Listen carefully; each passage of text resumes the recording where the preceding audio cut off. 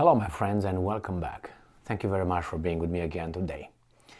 Isn't the role of these elected officials to represent us and make sure that our rights are, defended and not infringed and do what we would like them to do? Isn't that the whole goal? So we have them over there so they make laws that will benefit us, the ones who voted for them. Well, that means they work for us.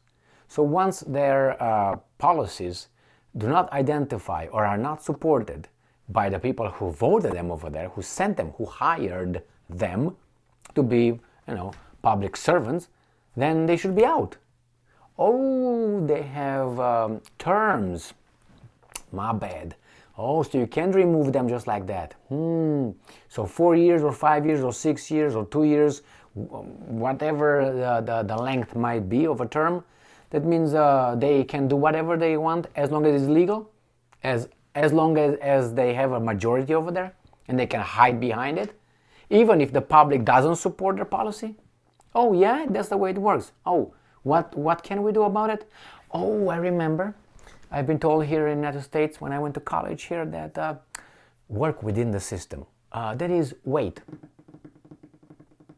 About 4 years, the term expires, and vote that person out. But I'm wondering, how did that person get over there? I waited for someone else to get out, right? And I voted this guy in. So next time I'm going to do the same thing when someone's going to tell me, I do everything for you, Emil. Vote for me. Okay, I vote for you. And you get over there, what happens over there? Bye-bye, Emil. The contributions. Remember the campaign contributions? They're unrelated to the policies. Okay, unrelated. Yeah, okay.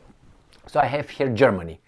And the population, shifts, the public opinion shifted from yes, hysteria of supporting some other people, like you take, and leaving your people kind of like suffering. That is like you have children in your house, your children are hungry, but you get the food that you have and you give it to the neighbor's house, to the neighbor's children.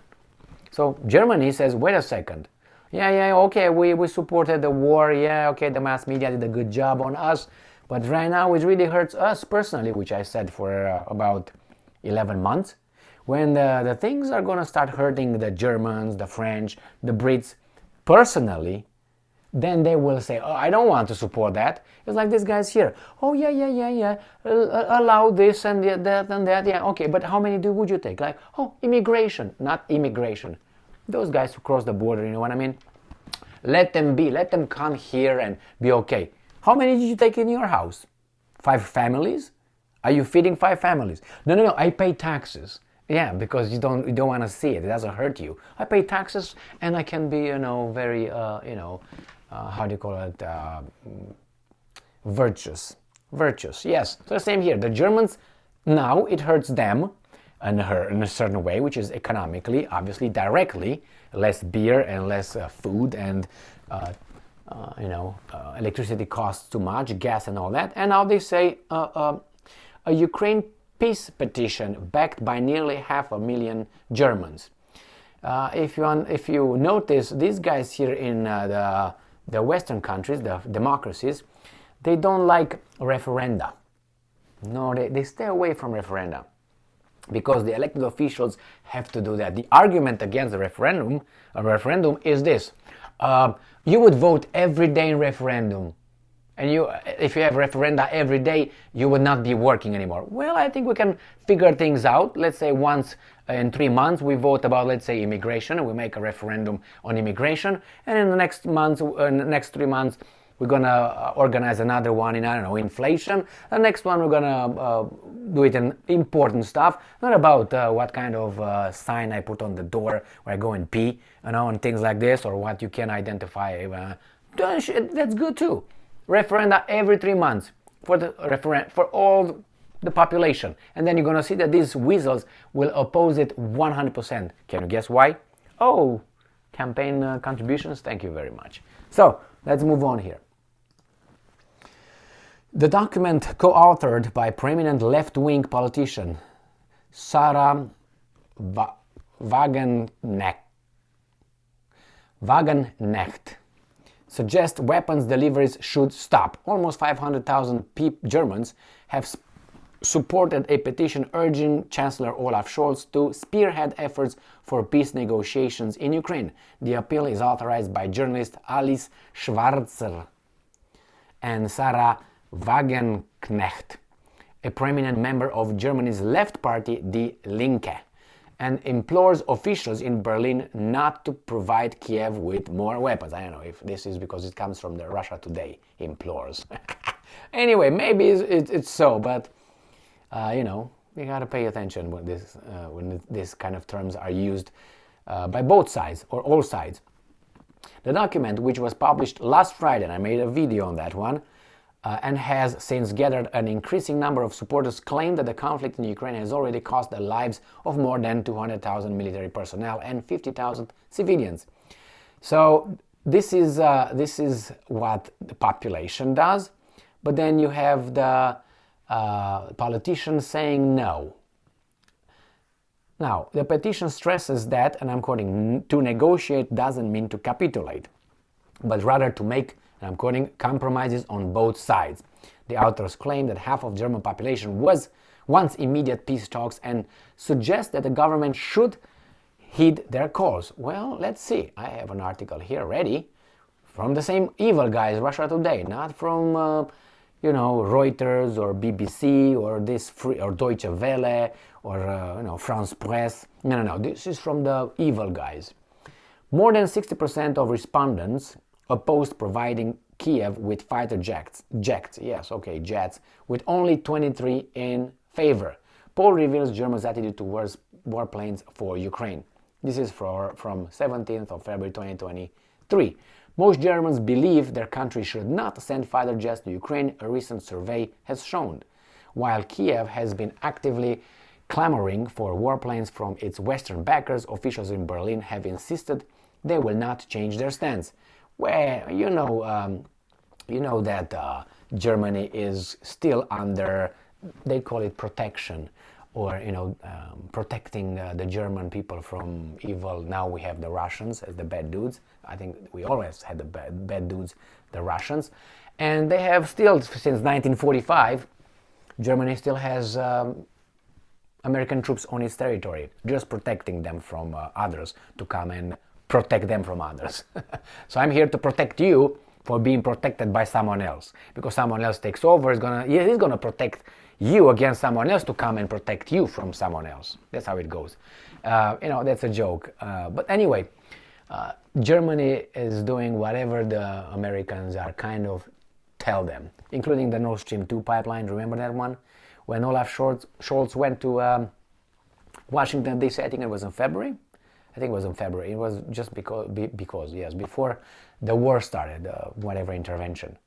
And all these weasels here were pressing Germany to not open Nord Stream 2 pipeline with the Russians, so they would not receive gas, cheap gas, for their population, because that would help the Russian war machine.